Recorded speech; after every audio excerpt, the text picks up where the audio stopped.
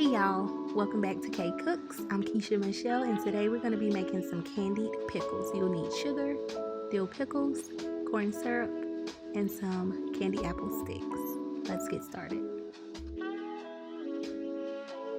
So right now I am just draining off my pickles with a paper towel.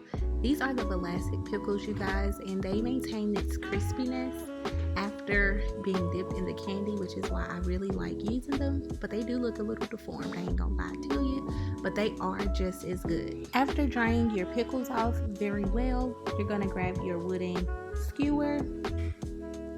On this pickle, I found that there was like a little puncture on there. You really want to try to avoid those types of pickles.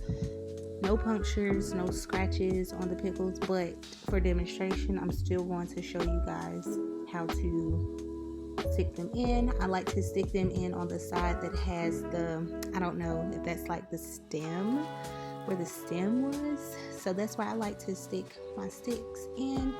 So you want to do that, and even after you puncture your pickle, you still want to go back through and dry off the areas around the wooden stick where it entered into the pickle, because it does create a little extra juice. Pretty much what I'm trying to say is you want to make sure that your pickle is very dry, and then we're going to pop these in the freezer for about an hour.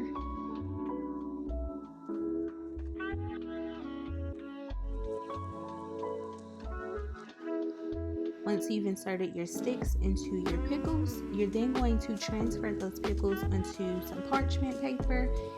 And like I said before, we're going to put these in the freezer for about an hour. You want your pickles to be completely frozen before dipping them into your candy. Now onto the candy mixture. We're going to be using 4 cups of sugar, 3 cups of water, and 1 cup of Karo. I love to use this recipe because it doesn't make your candy super thick and super hard. So this is like my go-to for everything. Candy apples, grapes, all of my candied treats. I love it.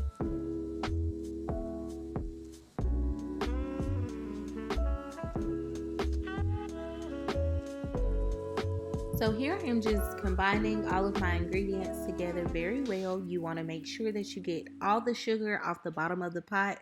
If you do not, you will ruin your candy.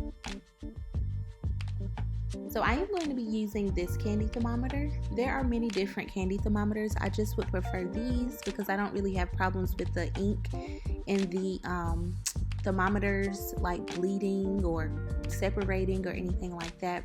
But you want to make sure that your thermometer is not touching the bottom of your pot. You're going to cook this on medium to high heat. I usually put mine between the 5 and the 6. And you want to cook it up to 300 degrees before removing it from the heat. As you can see in this clip, my candy looks like a brownish orange color. That is because I am cooking my candy mixture on a gas range. So I had to let it cook for a little bit longer, but trust me when I say it is not burnt. You will be able to tell if your candy mixture is burnt because it's going to smell burnt. This did not smell burnt. I also used the Lorraine flavoring oils. I'll also make sure that I leave the links down below in the description box for that. I used the blue gel food coloring along with the liquid white from Hobby Lobby. You guys, I would highly recommend that you use Wilton white, and that is the Wilton icing color. It is so good. It's so good, and it gives you your best vibrant color. So I would highly recommend that you use that instead of the one that I use here in this video. Once you add your flavoring and all of your colors, you're just gonna simply stir that, and you're gonna add more coloring as you go. I would highly recommend, if you are using the icing color, be careful, because if you add too much white, your candy will start to turn into like a really hard icing-y type of texture, and you don't want that, and I don't think that your customers would enjoy that either. One ingredient that I forgot to mention at the beginning of this video, this ingredient is the star of the show. This is what keeps my customers coming back to me. It's the Fruit by the Foot fruit roll-ups. So when I was filming this video, I thought that I was recording, but I guess I was not, because the footage was no longer on my camera. So I guess I forgot to press record, but I wrapped a Fruit by the Foot fruit roll up around my entire pickle. This is what's going to preserve your pickle for a little while longer, because if you just dip your pickle into your candy mixture after it's frozen, it's going to break down super fast, probably start breaking down before it reaches your customer. So definitely do not skip the Fruit by the Foot fruit roll up, and you're just gonna tilt your pot and you're just kind of gonna twirl your pickle around. Keep in mind your pickle is frozen, but you do have to move fast, because if you do not, your pickle is going to start defrosting. You do not want that. You want to stay away from all the extra moisture, but when you wrap your pickle with the fruit roll up, it will definitely preserve the shelf life.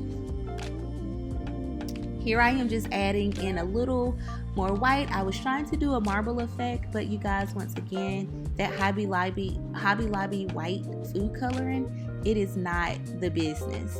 With my Wilton, the marble effect would have been on here and it would have been lit. Okay, so for this particular order, my customer ordered other treats. They ordered candied grapes and candied pineapples. If you haven't done so, be sure to check out my candied grape video, and the next video that I will be uploading will be a video on how I do my candied pineapples.